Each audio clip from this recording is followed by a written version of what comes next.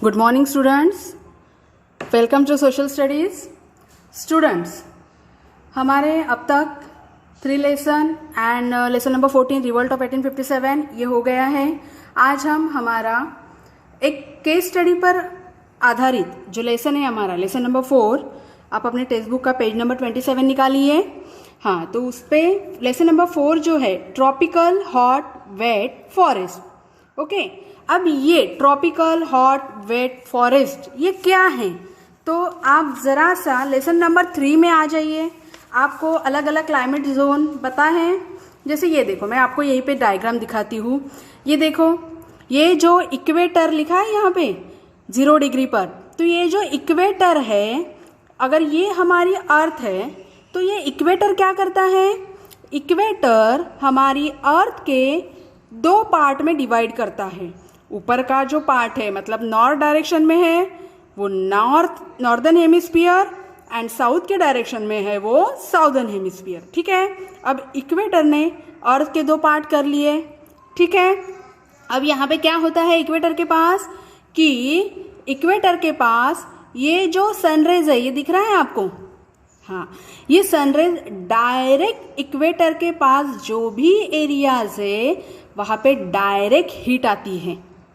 Okay, इसीलिए equator के आजू बाजू में जो भी कंट्रीज है, जो भी एरियाज है, वहां पे हॉट वेदर रहता है. कैसे क्लाइमेट रहता है, हॉट. अब इसी आधार पर हम अपनी दूसरे डायग्राम पे आ जाएंगे. ये देखो पेज नंबर 22 पर आपको यहाँ पे अलग अलग जोन दिखाई दे रहे हैं.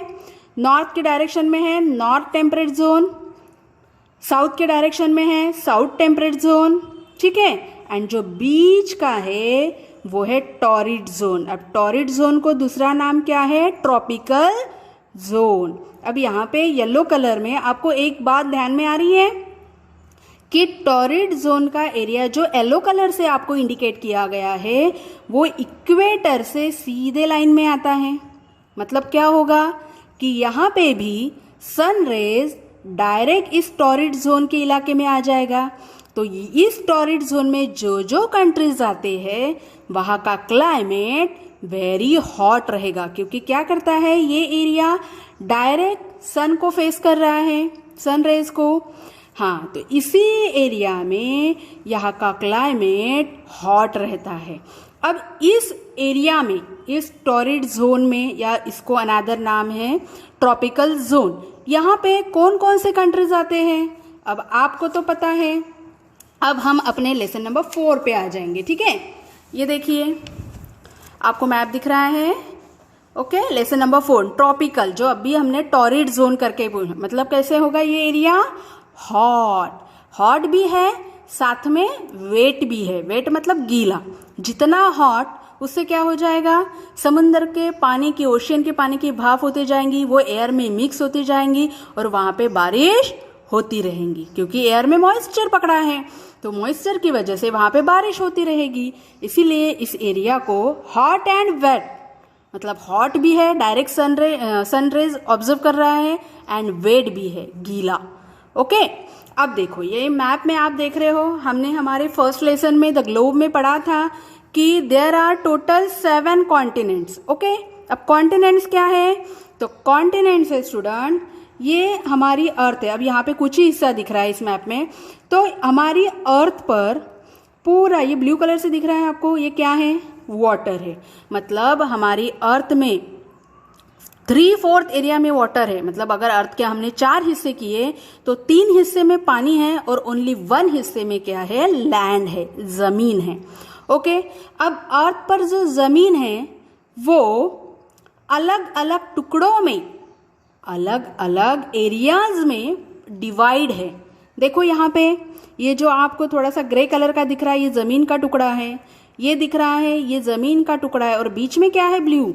ये ब्लू क्या है, वाटर. मतलब वाटर ने हमारी अर्थ के जमीन के टुकड़े कितने हिस्सों में किए हैं, 7 हिस्सों में. उसी को हम क्या कहते हैं, कॉन्टिनेंट्स. अब कॉन्टिनेंट्स हो गया तो जरूरी है क्या कि एक ही कॉन्टिनेंट में पूरे कंट्रीज रहते हैं, no.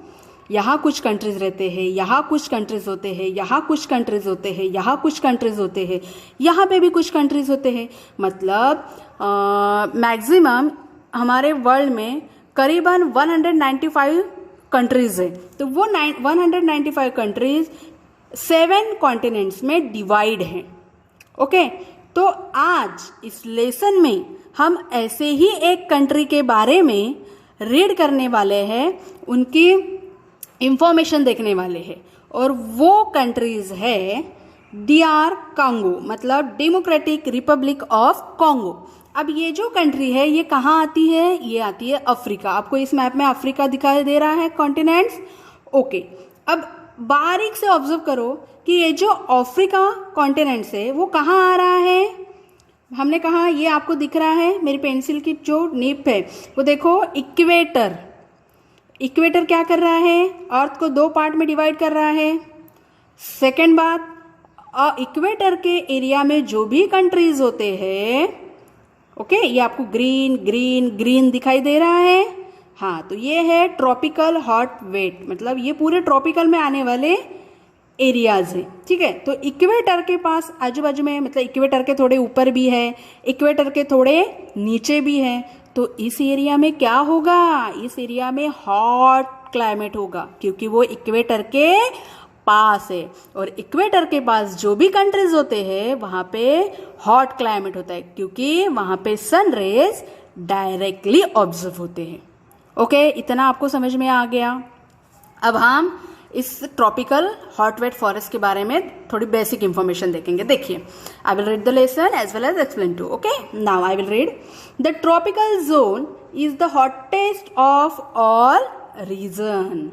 It is located roughly between 5 degree north and 5 degree south of the equator. ये जो ट्रॉपिकल जोन है, जो आपको ग्रीन कलर से इंडिकेट किया है, वो 5 डिग्री नॉर्थ डायरेक्शन में एंड 5 डिग्री साउथ डायरेक्शन में इक्वेटर के। ओके, इक्वेटर के ऊपर भी, इक्वेटर के नीचे भी ये एरियाज है।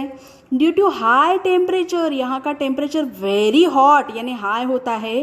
देर इज हाई इवेपोरेशन, जितनी गर्मी उतना पानी की भाप, बाष्पीभवन ज़्यादा होगा।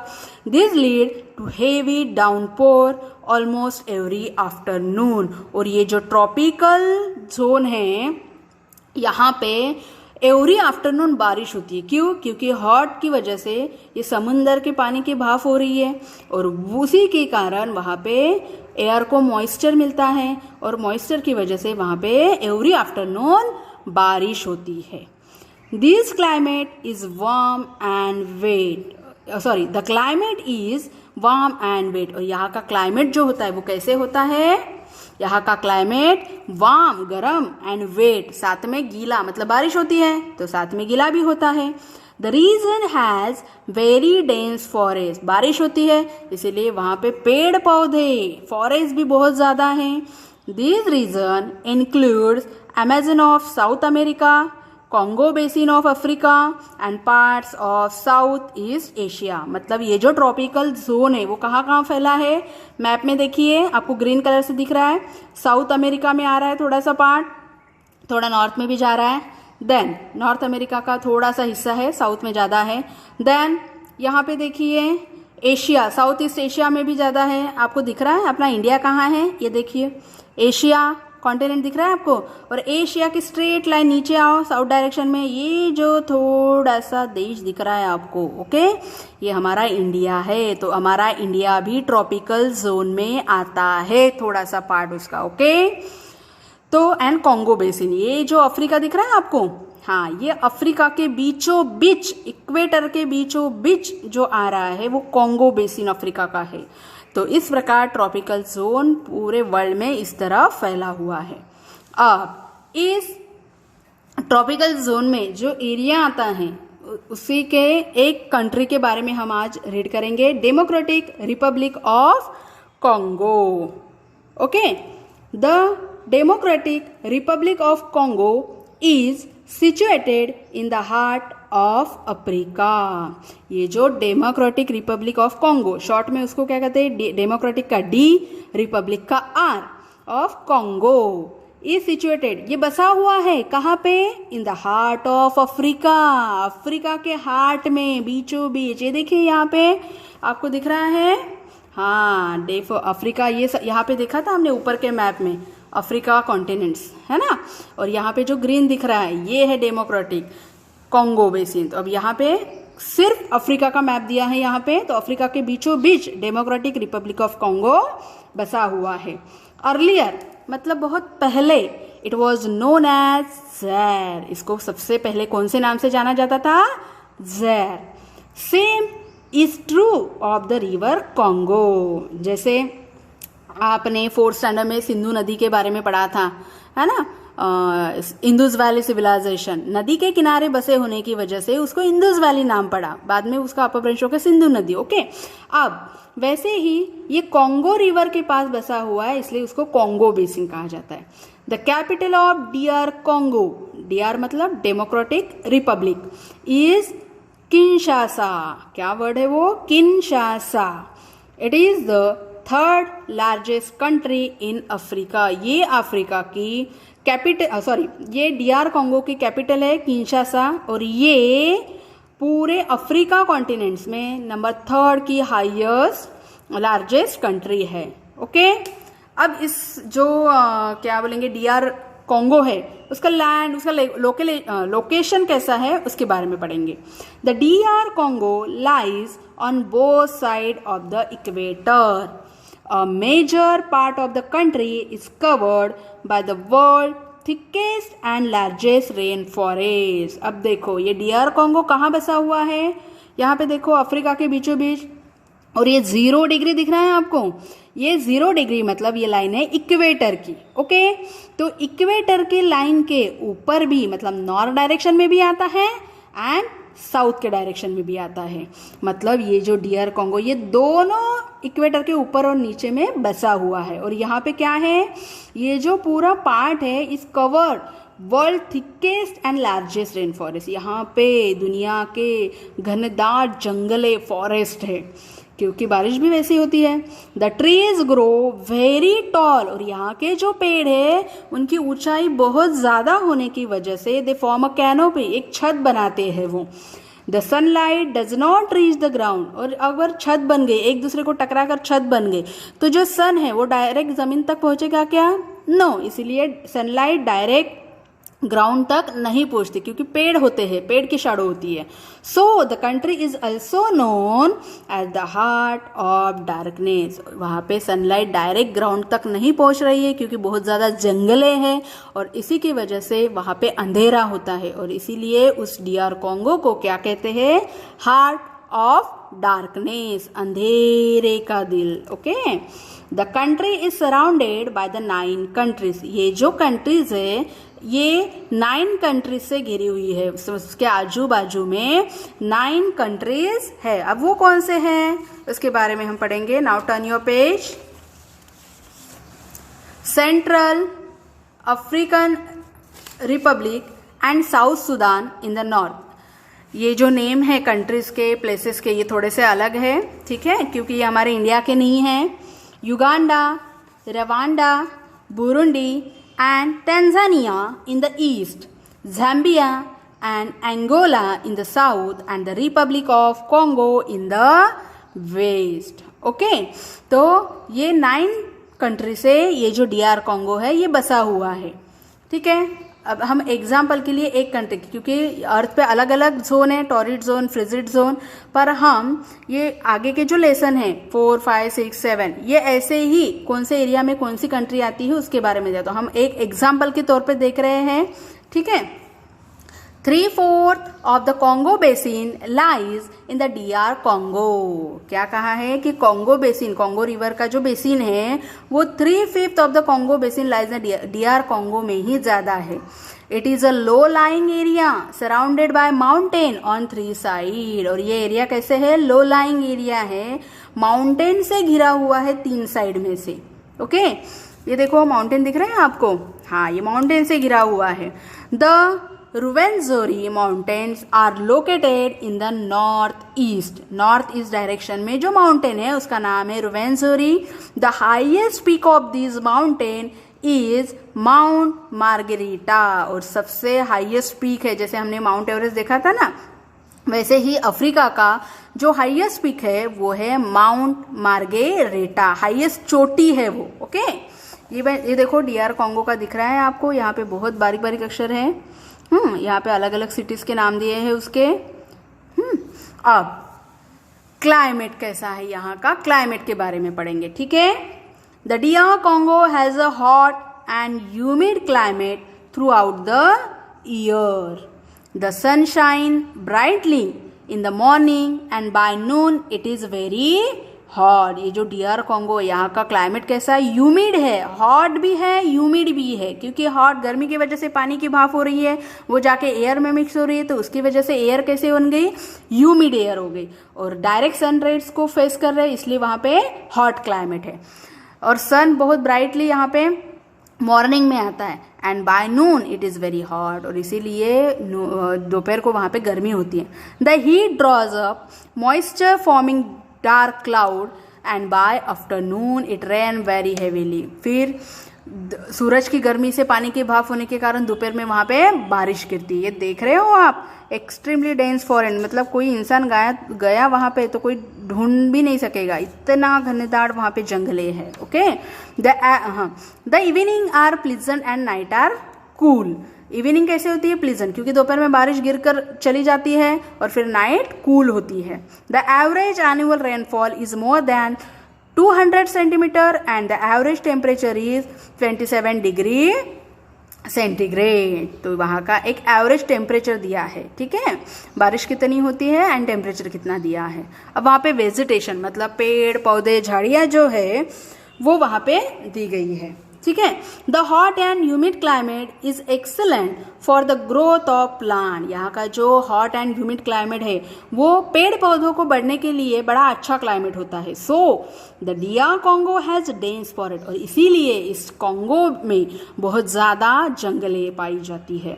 सम trees are interlocking trees, interlocking मतलब एक दूसरे को लॉक करते हैं वो ट्रीज, इतनी हाइट उनकी बढ़ जाती है, and they join together at the top, और सबसे ऊपर में जब उनकी हाइट हो जाती है तो एक दूसरे को वो क्रॉस, जैसे अपोजिट का साइन कैसे होता है वैसे वो एक दूसरे को इंटरलॉक हो जाती है।